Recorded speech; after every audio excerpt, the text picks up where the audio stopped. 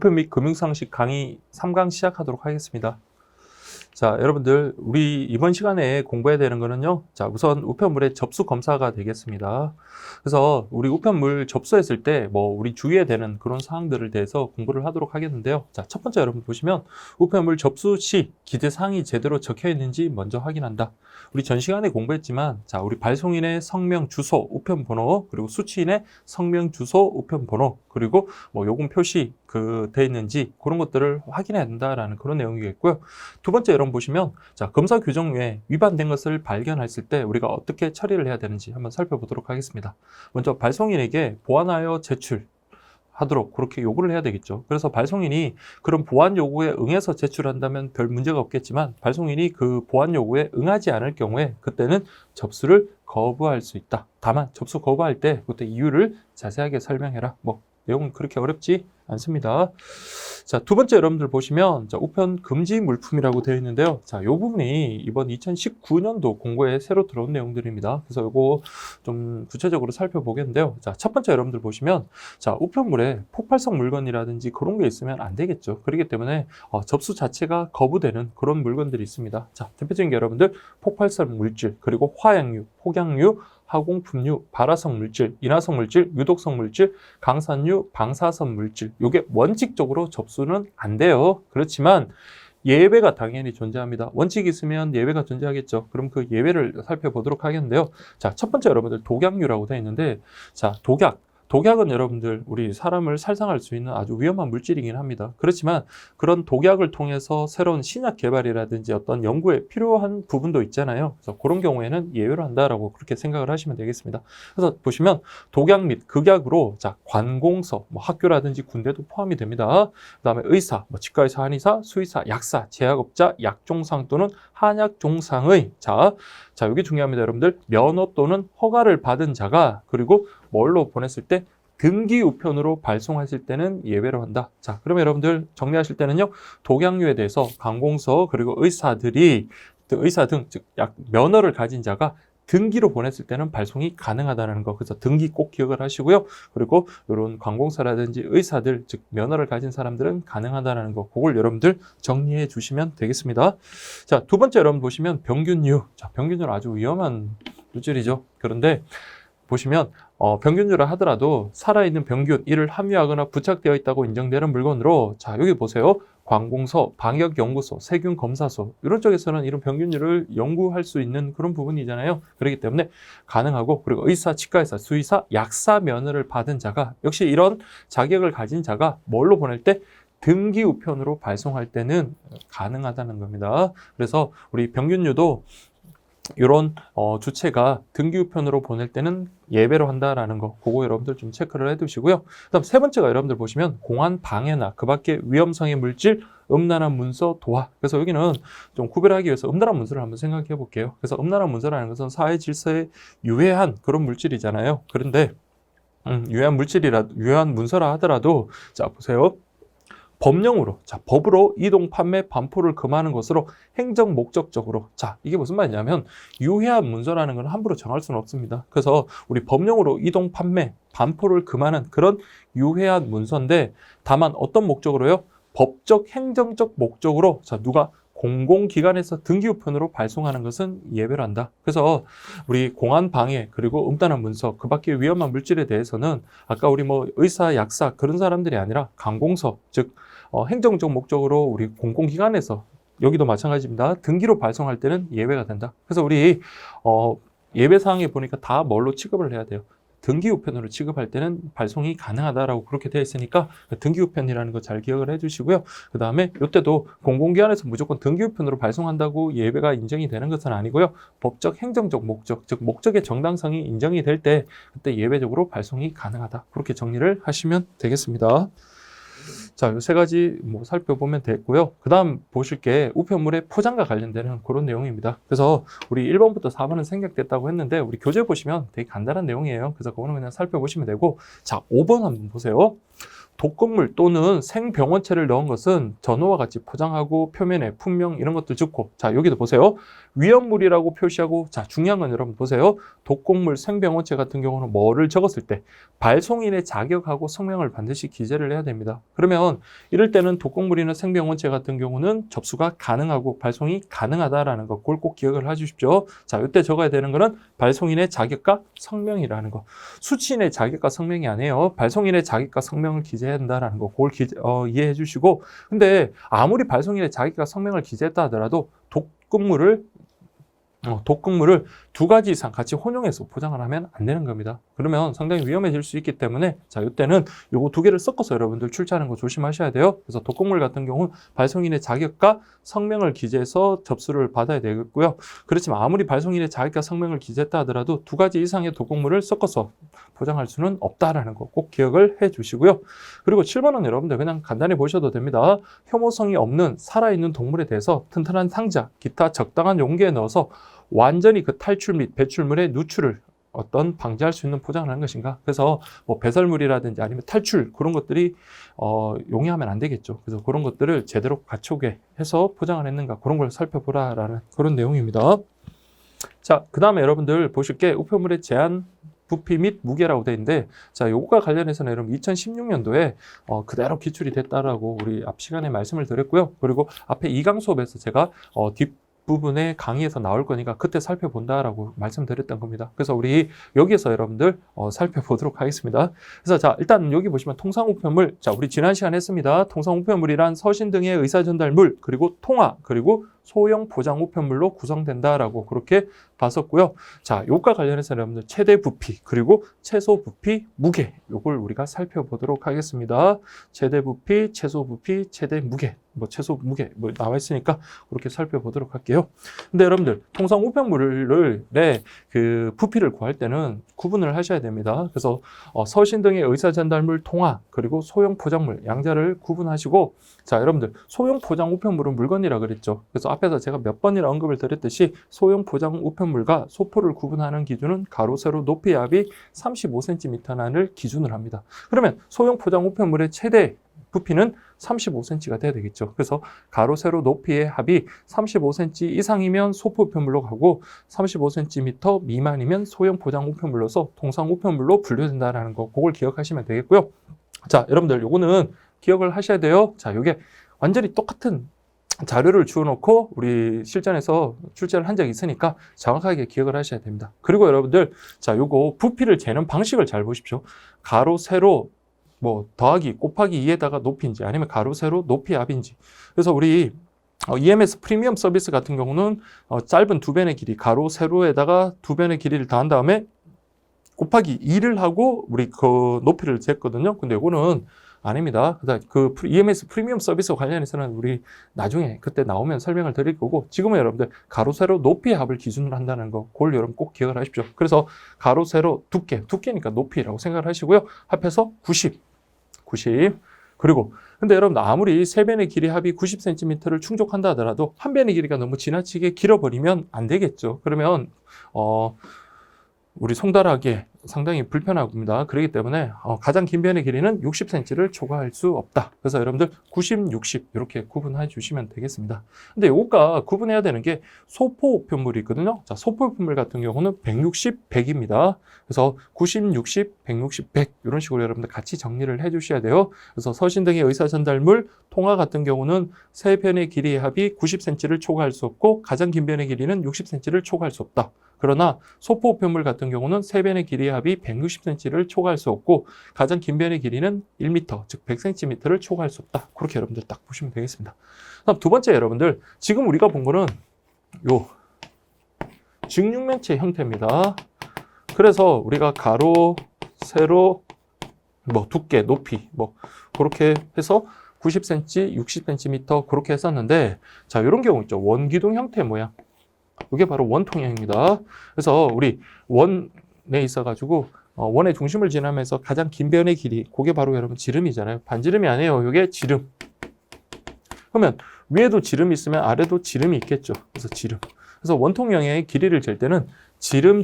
그래서 지름의 길이의 2배에다가 그다음 요걸 우리가 길이라고 합니다. 그래서 길이를 합하는 것. 요게 바로 여러분들 원통의 부피를 계산하는 방법이에요. 그래서 여기 원통형은 지름의 길이와 기름과 길이를 합하여가 아니고 지름의 2배가 된 거 있죠. 지름의 2배와라고 된 거. 이걸 좀 잘 기억하십시오. 그래서 지름의 2배와 길이를 합하여 1m.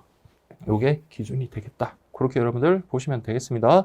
그래서 지금 하고 있는 거는 뭐예요? 서신 등의 의사 전달물과 통화 되겠습니다. 자, 그러면 여러분들 소형 포장 우편물은 아까 살펴봤듯이 가로 세로 높이 합이 35cm 미만이어야 된다. 다만 뭐 예외가 있어가지고 서적, 달력, 다이어리 같은 경우는 90cm까지 가능하다라는 거 그렇게 보시고요. 자, 요때 다양스러운 거는 원통형은요. 길이를 재는 방법은 똑같아요. 그래서 지름의 길이의 2배와 길이를 합하여 여기 그렇게 측정을 하고 요때는 똑같이 35cm 미만이어야 된다. 자, 요게 여러분들 통상 우편물의 최대 부피, 그리고 마지막으로 서적, 달력, 다이어리 같은 경우는 원통형의 경우에도 35cm가 아니라 1m까지 허용이 되더라. 이렇게 정리를 하시면 되겠습니다. 그래서 이 원통형 같은 경우는 여러분들 나중에 시험 직전에 정리하시면 되는데, 다만 이 부피와 관련해서는 지금 정리하셔야 돼요. 그래서 하나하나씩 계속 여러분들 나중에 미루다가는 양이 상당히 많아집니다. 그래서 이런 것들은 미리미리 정리를 하고 아주 세부적인 것만 시험 직전에 또 집중적으로 정리를 할 수 있게끔, 그래서 여러분들 나중에 시험에 임박했을 때 우리가 수험적으로 공부를 해야 될 양을 많이 줄여야 돼요. 그래서 지금 많이 이렇게 정리를 해 두실 필요가 있습니다. 자, 그 다음에 여러분 보실 게, 자, 최소 부피 보시면 여러분들, 자, 통상 우편물의 최소 부피는 가로, 세로, 즉 14cm, 9cm라는 그런 제한이 있습니다. 그래서 여러분들 뭐 물론 최대 부피의 제한도 필요하겠지만 물건이 너무 작아도 안 되겠죠. 그래서 우리 물건이든지 아니면 서신이든지 이게 너무 작아도 우리 관리하기도 힘들고 배송하기가 힘드니까, 그래서 우리 최소 길이에 어떤 제한이 있습니다. 그래서 14, 9라는 거 기억을 해 주시고요. 그리고 원통형 같은 경우는 우리 아까 서신 등의 의사 전달물 그리고 통화 같은 경우는 우리 1m라 그랬죠. 이때 최소는 23cm다라고 그렇게 기억을 해주시고, 그리고 소형 포장 우편물 같은 경우는 35cm 했는데 최대 부피가, 근데 우리 최소 부피는 23. 그래서 여러분들 정리하실 때는 23, 35, 23, 1m 이게 원통형, 그리고 일반적인 경우에는 14cm, 9cm, 그리고 서신 등의 의사 전달물 등의 경우에는 자 90, 60 이렇게 기억을 하십시오. 세 변의 길이 합이 90cm를 초과할 수 없고요. 가장 긴 변의 길이는 60cm를 초과할 수 없다. 다만 소형 포장 우편물은 35cm가 최대 부피다라는 거 그렇게 정리를 해주시면 되겠습니다. 자, 그리고 여러분들 이 최대 무게는 반드시 암기를 하셔야 됩니다. 그래서 우리 통상 우편물 같은 경우는 2g에서 최대 6,000g, 즉 6kg까지 가능한 게 원칙입니다. 자, 우리 앞 시간에 공부를 했었을 때 우리 엽서하고 봉투된 그 편지 있죠. 편지 같은 경우 3g에서 50g, 엽서 같은 경우는 2g에서 5g이라고 했습니다. 그래서 가장 그 중량이 작은 게 바로 2g이에요. 그래서 2g부터 6,000g 그렇게 보시면 되겠고요. 그리고 전기 간행물, 서적, 달력, 다이어리 같은 경우는 예외로 하는데, 자, 이때 어떤 전기 간행물로서의 어떤 요금 감액을 받는 거냐, 아니면 요금 감액을 받지 않냐에 따라서 그 최대 중량이 달라집니다. 그래서 요금 감액을 받는 거는요 1200g이라고 되어 있고, 요금 감액을 받지 않는 것은 800g. 그래서 요거는 암기를 하셔야 돼요. 요금 감액을 받는 것은 1200g, 요금 감액을 받지 않는 건 800g. 그리고 자, 통상 우편물이라 하더라도 자, 우리 특급 이용하는 경우, 즉 당일 특급, 이길 특급 같은 국내 특급 같은 경우는 소포 우편물과 마찬가지로 30kg이 최대 무게다라는 거 그렇게 여러분 정리하셔야 되겠습니다. 그래서 우리 부피와 관련해서 계속 되뇌어야 돼요. 그래서 최소 부피, 최대 부피, 그리고 중량과 관련해서 최소 중량, 최대 중량, 그리고 예외까지 정리를 하셔야 되겠습니다.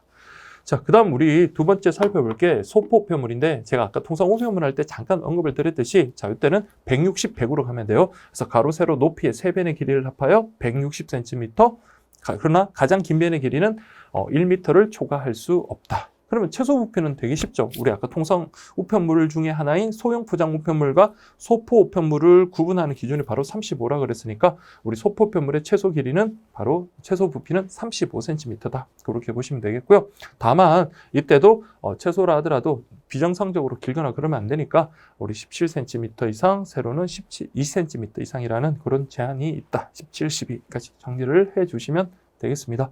자, 원통형은 아까 우리 소형 포장 우편물의 원통형의 최대 부피가 35였듯이 여기도 35 그렇게 보면 되겠습니다. 그래서 우리 소포 우편물의 최소 부피 같은 경우는 우리 이런 직육면체 형태든 아니면 원통형의 형태든 어쨌든 35cm다. 그렇게 정리를 해주시면 되겠고요. 그리고 무게는 30kg 이내에 된다. 이렇게 보시면 되겠습니다. 그러면 무조건 이걸 지켜야 되나? 그건 아닙니다. 여기도 예외가 있어요. 보시면 우편 관서의 장과 발송인이 사전에 계약에 따라 발송인을 방문해서 접수하는 경우, 즉 방문 접수의 경우에는 이런 요건을 달리 정할 수 있다라는 그 예외까지도 좀 기억을 해주십시오. 그래서 방문 접수, 사전 계약 이런 키워드들을 좀 정리를 해주시면 되겠습니다. 자, 그러면 여러분들, 자, 우리 다시 한 번만 정리 한번 해볼게요. 통상 우편물 같은 경우는 90, 60, 90, 60, 90, 60 그리고 원통형 같은 경우는 자, 최대 1m. 그러나 소형 포장 우편물 같은 경우는 최대 35. 그리고 원통형도 35. 그렇게 보시면 되겠고요. 그 다음에 채소 부피와 관련해서는 14cm, 9cm. 이거는 꼭 기억을 하세요. 14cm, 9cm. 그리고 원통형 같은 경우는 23cm 이렇게 정리를 하시고요. 무게와 관련해서는 최소 2g에서 최대 6,000g, 요금 감액을 받으면 1,200g, 요금 감액을 받지 않는 거는 800g, 그리고 국내 특급을 이용하는 경우는 30kg까지 가능하다 정리하시고, 소포편물 같은 경우는 160, 100 그렇게 보시고요. 채소는요 35, 35 그렇게 보시면 되겠고, 소포편물의 최대 중량 30kg, 그리고 우리 방문 접수의 경우 사전 계약에 따라 다르게 정할 수 있다까지 정리하시면 완벽하게 정리가 되는 겁니다. 자, 그 다음에 여러분 보실 게 등기 취급과 관련되는 건데요. 자, 이제부터 우리가 공부하는 것들은 다 등기 취급하는 것들입니다. 그래서 기본적으로 여러분들 등기 취급의 개념을 알아두셔야 되겠고, 그리고 등기 취급되는 것들을 지금 또 공부하는데 그런 것들은 다 등기 취급되는 거다라는 거, 그걸 좀 기억을 하시고요. 그리고 각각의 그 서비스와 관련해 가지고 요게 통상 우편물을 대상으로 하는 건지, 아니면 통상 우편물과 소포 우편물을 모두를 대상으로 하는 건지, 아니면 소포 우편물을 대상으로 하는 건지, 뭐 그런 것들은 여러분들 보시면서 좀 구분을 하시고, 특히 개념이 가장 중요합니다. 그래서 이 서비스가 과연 어떤 것을 대상으로 어떤 절차에 따라서 그렇게 진행이 되는지, 그런 것들을 머릿속에 잘 정리를 하시면 여러분들 다른 것들 뭐 다르게 문제가 나오더라도 여러분들 응용하는데 큰 문제는 없을 거라고 생각이 듭니다. 자, 등기 취급. 자, 등기 취급하면 여러분들 기록된다는 거죠. 그래서 추적이 가능합니다. 그래서 보시면 우편물의 접수 번호 기록에 따라 접수에서부터 받는 사람에게 배달되기까지, 그래서 접수부터 우리가 받는 사람에게 완전히 배달될 때까지 모든 취급 과정을 기록하는 거다. 이렇게 보시면 되겠고요. 그리고 국내 우편에서는 손해배상이 전제가 되는 게 바로 등기 취급입니다. 그래서 손해배상을 받으려면 등기 취급이 돼야 된다는 거. 그래서 손해를 배상하는 제도로 우편물의 부가 취급의 가장 기본이 되는 서비스다. 이렇게 보시면 되겠고요. 그리고 우리 앞에서도 등기 소포, 일반 소포 구분할 때 봤지만, 기본적으로 여러분 부가 취급 서비스가 인정이 되기 위해서는 등기 취급이 전제가 돼야 된다라는 그런 내용이고요. 그 다음 세 번째 보시면 우리 앞에서 공부했죠. 그러니까 보편적 우편 서비스, 선택적 우편 서비스를 나누는 기준 했을 때 통상 우편물은 2kg, 소포 우편물은 20kg이었고, 이때 등기 취급한 것도 마찬가지입니다. 그래서 20kg 이하의 소포 우편물 같은 경우 등기 취급이 됐다면 그거 역시 보편적 우편 서비스의 대상이 되는 거고요. 2kg 이하의 통상 우편물도 마찬가지입니다. 자, 그 다음 우리 보실 게 등기 취급과 관련해서 자, 특징 한번 볼게요. 자, 모든 과정을 기록 취급함으로써 그 과정을 여러분들 명확하게 추적할 수 있다. 그렇게 보시고요.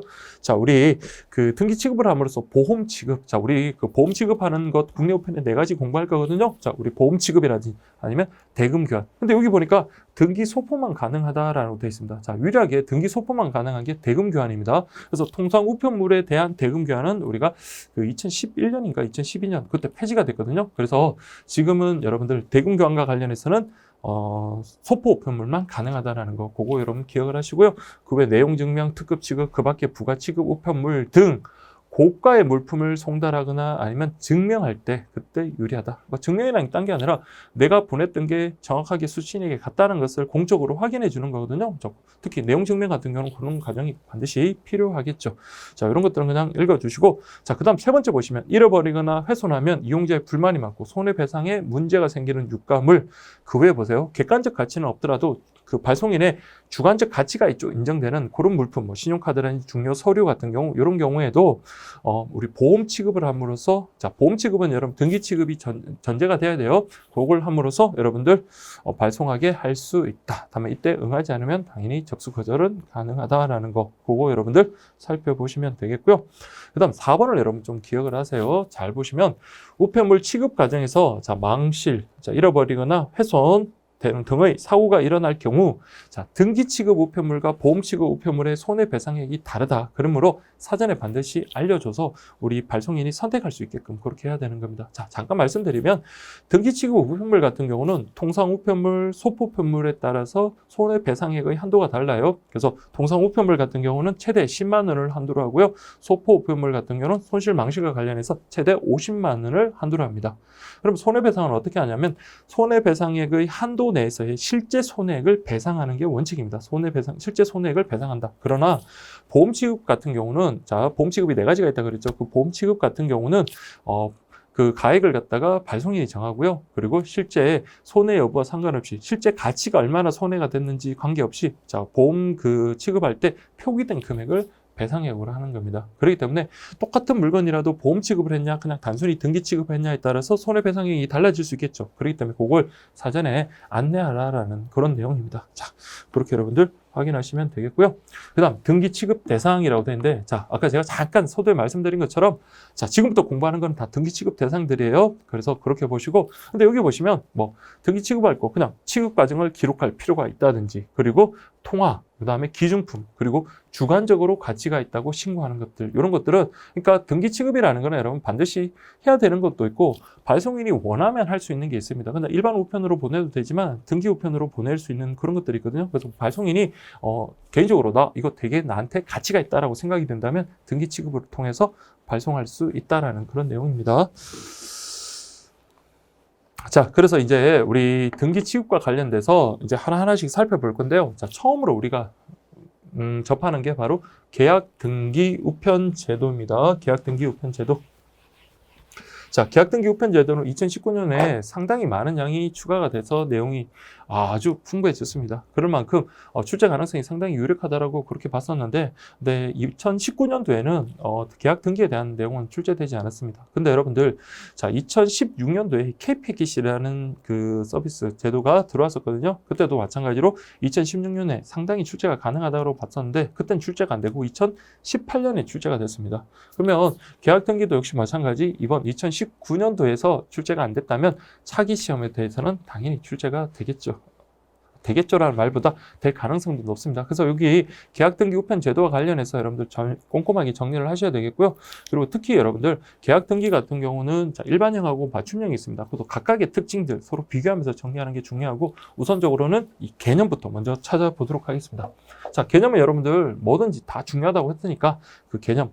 자, 당연히 등기 취급을 전제로, 그리고 우체국장과 발송인과 별도의 계약. 그래서 여기 보면 등기 취급, 계약. 그래서 이게 계약 등기다 이렇게 생각을 하시면 되고요. 그리고 접수한, 자, 무슨 우편물이라고 되어 있나요? 통상 우편물이죠. 그래서 계약 등기 같은 경우는 소포 우편물이 아닌 통상 우편물을 대상으로 한다라는 거, 그걸 체크를 해주시고, 그리고 그 배달 결과를 발송인에게 전자적인 방법으로, 뭐 문자가 됐든 아니면 뭐 인터넷이 됐든 이런 전자적인 방법으로 알려주는 부가 취급 제도다, 그렇게 보시면 되겠습니다. 그래서 등기 취급 전제, 사전 계약, 그리고 통상 우편물을 대상으로 하고, 그리고 전자적인 방법으로 알려준다. 이런 키워드들만 딱 잡아주시면 돼요. 그게 바로 여러분들 계약 등기 우편 제도다, 그렇게 보시면 되겠습니다. 자, 그래서 아까 제가 말씀드린 것처럼 계약 등기에는 일반형 계약 등기, 맞춤형 계약 등기 두 가지로 구분될 수 있거든요. 그래서 일반형 계약 등기, 맞춤형 계약 등기. 그래서 과거에는 여러분들 일반형 계약 등기, 맞춤형 계약 등기 그냥 표로 한 몇 줄 정도 처리를 했었는데, 이번에 상당히 내용이 많은 만큼 여러분들이 잘 정리를 하셔야 됩니다. 자, 일반형 계약 등기는, 자, 여기도 마찬가지예요. 등기 취급을 전제로 부가 취급 서비스를 선택적으로 포함하여 계약함으로써 고객이 원하는 우편 서비스를 제공하는 상품인데, 자, 우리 일반형 계약 등기를 우리 다루기 위해서는 보세요. 한 발송인이 한 번에 500통, 그리고 월 10,000통 이상이고, 두 가지 요건을 어떻게 하라고요? 모두 충족하라라고 그렇게 되어 있습니다. 그래서 1회 500통, 그리고 월 10,000통 이상, 그리고 이 두 가지 요건을 모두 충족하는 등기 통상 우편물, 이렇게 되어 있습니다. 그래서 여러분들 일반인 계약 등기 그 관련해서 여러분들 요건 기억을 하시고요. 그러면 얘랑 비교할 게 바로 맞춤형 계약 등기겠죠. 자, 맞춤형 계약 등기도 보시면 등기 취급을 전제로, 자 보시면 신분증 같은 그런 걸 배달할 때 특별한 관리나 서비스가 필요한 우편물로서, 자 여기는 표준 요금을 적용한다. 자, 미리 말씀 좀 드리면 일반형 계약 등기 같은 경우는 무게 요금을 적용하거든요. 그러나 맞춤형 계약 등기 같은 경우는 표준 요금제가 적용이 된다. 그거 기억하시고, 그리고 여기서 가장 큰 차이가 있죠. 우리 아까 일반인 계약 등기는 1회 500통, 월 10,000통 이상의 두 가지 요건을 모두 충족해야 된다고 봤다면 맞춤형 계약 등기 같은 경우는 이런 제한이 없습니다. 그래서 1회 월 발송 물량에 제한이 없다. 그래서 요것과 관련한 상품 요금에 대해서는 누가요? 장관이 고시한다. 그래서 대부분 보면 요금 같은 경우는 장관이 고시하는 경우가 많습니다. 그래서 이자율, 그러니까 예금 파트에서 나오는 이율이라든지 어떤 요금 같은 경우는 뭐 전국적인 통일을 기하기 위한 건지 모르겠지만 어쨌든 장관이 고시하는 경우가 많다라는 거, 그 정도만 좀 체크를 하시면 돼요. 그래서 양자 꼭 비교를 하셔야 됩니다. 일반형 계약 등기, 맞춤형 계약 등기와 관련해서 특히 1회 그리고 월 발송 물량에 제한이 있냐 없냐, 제한이 있다면 어떤 요건을 충족해야 되느냐, 그런 것들까지 같이 비교를 하시면 되겠습니다. 네, 그리고 이어서 보면 계약 업무와 관련해서 여러분들 보시면 계약 체결 간서가 여러분들 좀 다를 수 있습니다. 그렇기 때문에 일반형 계약 등기와 맞춤형 계약 등기 구분하셔야 돼요. 자, 보시면 우편 집중국이나 5급 이상 공무원이 우체국장으로 배치된 우체국에서 계약을 체결할 수 있다. 그러니까 계약 등기 같은 경우는 어느 정도 규모가 있는 그런 우체국에서 계약을 체결할 수 있다라는 그런 내용이고요. 다만, 자 여기 단서 잘 보세요. 맞춤형 계약 등기 같은 경우는 총괄 우체국장이 고객 서비스 및 소통, 효율 향상을 위해 필요하다고 판단한다면, 자, 기억하셔야 돼요. 관내 우체국에서도 접수할 도록 조치가 가능하다. 자, 이게 어떤 계약 등기라고요? 맞춤형 계약 등기 같은 경우는 필요하다면 관내 우체국에서도 접수가 가능하다라는 거, 그걸 좀 기억을 하십시오. 그래서 원칙적으로는 일정 규모가 있는 그런 우체국에서 계약을 체결을 해야 되지만, 우리 맞춤형 계약 등기의 경우에는 자, 필요하다면 우리 관내 우체국에서도 가능하다. 그런데 별정 우체국, 우편 취급국은 제외되더라.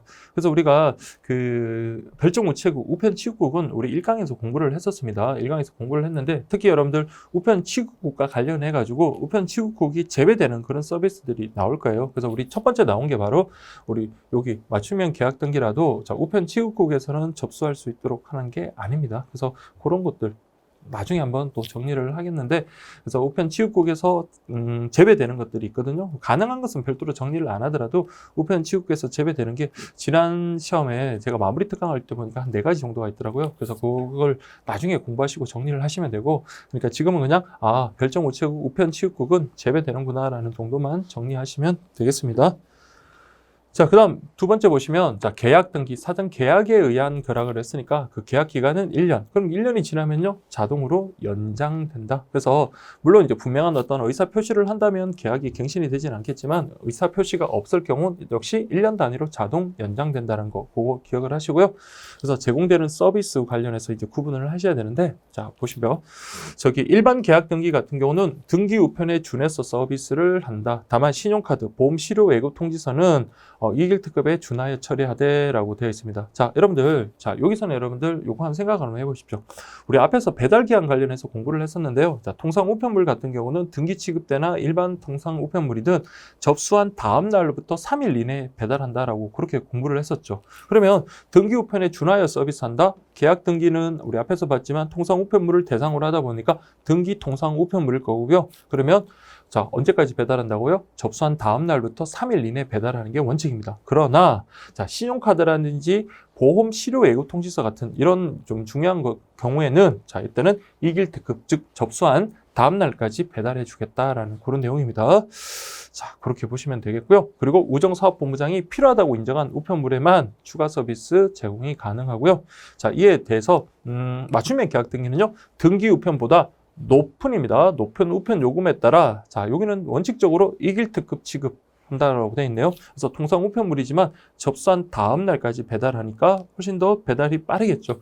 그리고 반송 수수료 면제. 자, 여러분 특히 그 반송 수수료 면제와 관련해서 꼭 기억을 하십시오. 그래서 반송 수수료가 면제되는 거는 맞춤형 계약 등기입니다. 그래서 일반 계약 등기 같은 경우는 자, 반송 수수료가 면제되는 게 아니니까 그 관련해서 수수료 관련해서 계산을 합니다. 계산을 해서 나오는 그 수수료를 적용하는 데 비해서 맞춤형 계약 등기는요, 반송되더라도 반송 수수료는 별도로 부과되지 않는다라는 거 기억을 하시면 되겠고요. 그리고 3회 배달 등의 서비스를 제공한다. 그래서 한 번 갔었는데 수친이 없다. 그러면 그걸 반송하거나 그런 게 아니라 3번까지는 배달을 해주겠다라는 그런 내용입니다. 그리고 발송일이 별도로 추가 서비스를 요청하면 협의 후에 제공이 가능하다. 그래서 여기는 의정사업본부장이 필요하다고 인정하는 우편물에만 추가 서비스가 제공이 되는데 반하여 자, 우리 맞춤형 계약 등기 같은 경우는 협의해가지고 그렇게 제공할 수 있으면 제공하겠다. 엄연히 다르죠. 그래서 이런 것들 특히 양자의 차이들은 여러분 잘 비교 정리하셔야 되겠습니다.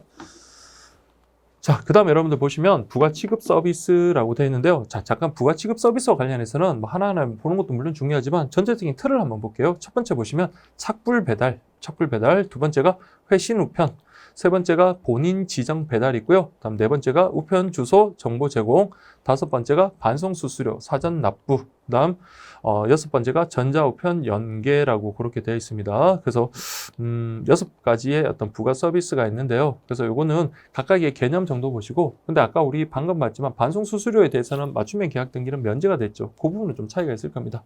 자, 그럼 첫 번째 보시면 착불은 여러분들 우리가 아는 상식선에서 봐도 충분합니다. 그래서 요금을 누구한테 받는다? 수친에게서 받는 거다라고 그렇게 되어 있습니다. 근데 수친이 여러분들 아무 상관도 없는 수친이 요금을 착불로 하진 않겠죠. 당연히 수친의 동의를 얻어야 됩니다. 그래서 우편 요금 등을 수친이 지불하기로 발송인이 수친의 승낙을 얻은 계약 등기 우편 무리해야 된다. 이렇게 보시면 되겠고요. 그럼 세 번째 보시면 발송인이 우편 요금을 납부하지 않고 그렇죠. 우편 요금과 착불 배달 수수료를 누구에게 받는다? 수친에게 받는다. 요거 여러분 기억을 하셔야 돼요. 자, 네 번째 여러분들. 자, 요거는 중요합니다. 수친에게 배달하지 못하고 발송인에게 반송된 착불 배달 계약 등기 우편물은 자, 우리 수친에게 보냈는데 수친이 받지 못하는 그런 상황이다. 그래서 발송인에게 다시 반송해야 되는 그런 상황이면 당연히 그 우편물에 대해서는 자, 발송인에게 반환을 해야 되겠죠. 자, 그때 보세요. 발송인에게서 착불 요금을 제외한 우편 요금과 반송 수수료를 징수하되 맞춤형은 자, 착불 요금을 제외한 뭐만 받는다고요? 우편 요금만 징수한다. 왜 그렇습니까? 맞춤형 계약 등기 같은 경우는 반송 수수료를 징수하지 않는다 있잖아요. 그렇기 때문에 여러분들 맞춤형 계약 등기 같은 경우는 우편 요금만 받고요. 둘 다 착불 요금은 받지 않습니다. 그래서 착불 요금을 제외한 우편 요금, 등기 취급 수수료를 포함한 그런 우편 요금을 받는다라는 거, 그걸 좀 기억을 하십시오. 그래서 제가 늘 강조드렸지만 일반형 계약 등기하고 맞춤형 계약 등기는 양자 비교하는 게 중요합니다. 그래서 우리 착불로 보낸 우편물에 대해서 만약에 반송을 해야 되는 그런 경우가 있다면 일반형 계약 등기는 착불 요금을 제외한 우편 요금과 반송 수수료를 징수하고요. 맞춤형 계약 등기 같은 경우는 착불 요금을 제외한 우편 요금만 징수한다는 거 꼭 기억을 해 주시기 바랍니다. 자, 두 번째 보시면 여러분들 회신 우편이라고 되어 있는데요. 회신 우편은 한마디로 요겁니다. 자, 제가 수친에게 그냥 전해주는 게 목적이 아니라 수친에게 뭐 만약에 사인 같은 걸 받는다. 사인을 받아서 그걸 갖다가 지정하는 제3자에게 전해준다든지 뭐 하는 경우 있죠. 그런 것들이 회신 우편입니다. 아니면 수친에게 어떤 뭐 사인을 받고 발송인에게 전해주든지요. 어쨌든 그렇게 뭐 수친에게 보내는 것만을 목적으로 하는 게 아니라는 거, 그 정도만 생각을 하시면 돼요. 자, 그래서 보세요. 역시 등기 취급을 전제로 우체국과 발송인과의 별도의 계약에 따라 수취인을 직접 만나서 우편물을 배달하면서 서명이나 도장을 받는 등 응답이 필요한 사항을 받거나 서류를 넘겨받아 발송인이나 발송인이 지정하는 자에게 회신하는 부가취급 제도. 이해되시겠죠, 여러분들? 그래서 어떤 우편물을 그냥 수친에게 전해주는 게 목적이 아니라 수친에게 배달하면서 거기에 뭐 필요한 사인이라든지 어떤 서명 같은 그런 것들을 받은 뒤 그걸 발송인이나 발송인이 지정하는 자에게 배달해 주는 거, 그게 바로 여러분들 회신 우편이다. 그렇게 기억을 하시면 되겠고요. 자, 그런 것들은 자, 계약관서와 협의해서 정한 계약 등기 우편물을 통해서 할 수 있고요. 그래서 세 번째 보시면 수취인을 직접 만나서 우편물을 배달하고 해송 통지서에 필요한 서명 날인을 받거나 수취인이 넘겨주는 서류를 역시 인계받아서 발송인이나 발송인이 지정하는 자에게 회신하는 그런 제도다. 자, 이런 개념들을 읽어보시면 아, 이게 어떤 제도구나라는 것만 정확하게 이해를 하시면 되겠습니다. 자, 다음 세 번째 보시면 본인 지정 배달. 자, 아주 민감한 뭐 서류라든지 그런 것들이 있을 수 있습니다. 특히 뭐 병원에서의 어떤 병원 진료 기록부라든지 그런 것들은 아무리 같은 가족이라도 보여주기 좀 그런 것들이 있잖아요. 그렇기 때는 자, 반드시 수취인에게만 배달하기로 서로 약정을 하는 그런 경우를 우리 본인 지정 배달이다. 그렇게 보시면 돼요. 마찬가지로 등기 취급을 전제로 하고요. 자, 우편물을 누구에게만? 수취인 본인에게만 배달해 주는 거다. 그래서 뭐 개인정보 누출이나 재산적 피해 그런 것들을 예방하기 위해서 발송인이 수취인 본인에게 배달하도록 지정한 계약 등기 우편물을 본인 지정 배달이다. 이해되시겠죠, 여러분들? 뭐 개념상에서 여러분들 이해가 될 겁니다. 당연히 수취인 본인에게만 배달이 되어져야 되겠고요. 다음 네 번째는 여러분들 우편 주소 정보 제공입니다. 자, 제가 수취인에게 우편물을 보냈는데 수취인의 어떤 주소지가 변경이 됐습니다. 그러면은 수취인이 원할 경우에는 새로 바뀐 주소를 제공해 줄 수 있겠죠. 그게 여러분들 우편 주소 정보 제공입니다. 역시 등기 취급을 전제로 이사 등 거주지 이전으로 우편 주소가 바뀐 경우 우편물을 바뀐 우편 주소로 배달까지 해주고요. 만약에 수취인의 동의를 받는다면 발송인에게 바뀐 주소 정보를 제공해주는 그런 부가취급 제도가 바로 우편 주소 정보 제공이다. 그렇게 보시면 되겠습니다. 자, 여기는 요건과 관련해서 여러분 보시면 되겠습니다. 자, 그래서 발송인이 계약 간소와 미리 서비스에 대해서 이용과 요금 후납 계약돼 있다. 자, 이거는 별납이 아니라 후납이네요. 후납 계약이 되어 있고요. 수취인이 바뀐 주소 정보를 발송인에게 알려주기 위해 배달할 때, 자, 수취인의 동의를 받은 우편물. 그래서 여기는 주소지 정보 제공과 관련해서는 후납 계약 동의 정도 키워드로 기억을 해 주시면 되겠습니다. 자, 그래서 여러분들 보시면 우편 주소 변경 사유가 생긴 때는 해당 우편물을 바뀐 수취인의 주소지로 전송을 해주고요. 수취인이 동의를 받는다면 우리 발송인에게 바뀐 주소지를 제공해 준다라는 그런 내용입니다. 그래서 뭐 어려운 내용은 아니니까 특히 이거 후납하고 수취인의 동의가 필요하다라는 정도, 그 정도만 여러분들 정리하시면 되겠고요. 다음 다섯 번째가 반송 수수료 사전 납부 부가 서비스가 있습니다. 그래서 반송 수수료 사전 납부라는 거는 반송 수수료를 부과할 때 하는 거잖아요. 근데 맞춤형 계약 등기 같은 경우는 반송 수수료 면제이기 때문에 여기서는 일반형 계약 등기에 한해서 문제가 될 겁니다. 자, 그래서 보시면 발송인이 계약 간소와의 계약에 따라 미리 우편물을 접수할 때 우편 요금과 반송료를 적용한 반송 수수료를 합산하여 사전 납부하는 부가취급 제도다. 그래서 여기 반송료를 적용한다라고 되어 있기 때문에 이거는 여러분들 그냥 다른 것들은 그 관련되는 수수료가 300원, 500원, 1000원 뭐 이런 식으로 되어 있는데 요거는 여러분들 그 반송료를 계산하기 때문에 별도로 암기를 안 해도 되는 그런 내용이고요. 자, 두 번째 보세요. 1회 500통, 1회 500통 그리고 월 10,000통 이상. 그러니까 앞에서 봤지만 두 가지 요건을 모두 충족해야 되죠. 어떤 계약 등기요? 일반형 계약 등기죠. 그래서 일반 계약 등기 우편물로 발송인과 계약 간소는 이용에 관해서 사전 계약을 해야 된다. 그래서 수수료 이런 것들은 반송료를 적용해서 계산을 하기 때문에 이런 것들은 뭐 우리가 수수료 같은 거 암기할 필요는 없습니다. 다만 계약 등기 자체가 이런 이용 계약이 1년 단위로 갱신이 되고 하기 때문에 여기도 반송률 재산정 주기는 1년이다라는 거 이렇게 연계해서 이해를 하시면 되겠습니다. 자, 그 다음에 이용 해지와 수수료 처리라고 그렇게 되어 있는데요. 그러니까 계약이 되어 있다 하더라도 내가 필요가 없다 그러면 뭐 해지의 의사 표시를 발하해서 해지할 수 있게끔 그렇게 돼야 되겠죠. 그래서 해지할 의사를 표시한다면 이용을 해지할 수 있고요. 그러면 그때 반송 수수료는 반송 수수료 사전 납부 해지일이 접수되는 우편물로부터 적용된다. 우편물부터 적용된다. 그렇게 보시면 되겠습니다. 그 외에 이제 전자우편과 연계할 수 있다라는 거 참조적으로 보시면 되겠고요. 그래서 접수와 배달 정보 교환이라고 되어 있는데 자, 한번 보겠습니다. 계약 체결 간소와 이용자를 온라인 전산망으로 연결하여 우편물 송달에 필요한 정보와 배달 결과 정보 교환이 가능하다. 자, 우리 계약 등기라는 게 우리 사전에 통상 우편물과 관련해서 등기 취급을 전제로 하고요. 그리고 사전 계약에 의해서 보낸 다음에 우리 전자등기 방법으로 발송인에게 알려준다 그랬잖아요. 그래서 그런 것들 전자 처리가 돼야 되겠죠. 그래서 배달 결과 정보 교환, 발송인이 배달 정보 를 전산망을 이용하여 제공을 하면 우체국은 이 정보를 활용하여 우편물 배달하고 그리고 배달 결과 정보를 발송인에게 제공한다. 자, 그래서 여러분들 뭐 배달 정보 이런 것들을 제공하는 것은 누구라고요? 발송인이라는 거 그 정도만 여러분 좀 체크를 하시면 되는 그런 내용입니다.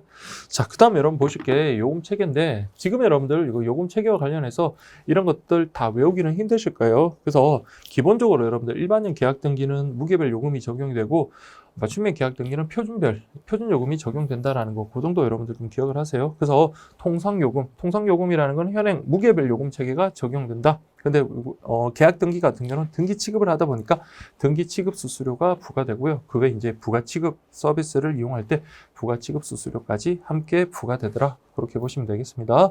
그다음 맞춤형 계약 등기는 자, 표준 요금과 중량 구간별 요금이 적용되고 역시 부가 취급 수수료. 자, 요거 양자 비교를 하시고 그래서 우리 표준 요금이라는 거는 자, 우리 장관이 고시로 정하는 요금이기 때문에 그 구체적인 사항까지는 모르더라도 맞춤형 계약 등기가 표준 요금이 적용된다. 그 정도만 적용을 하면 될 것 같고요.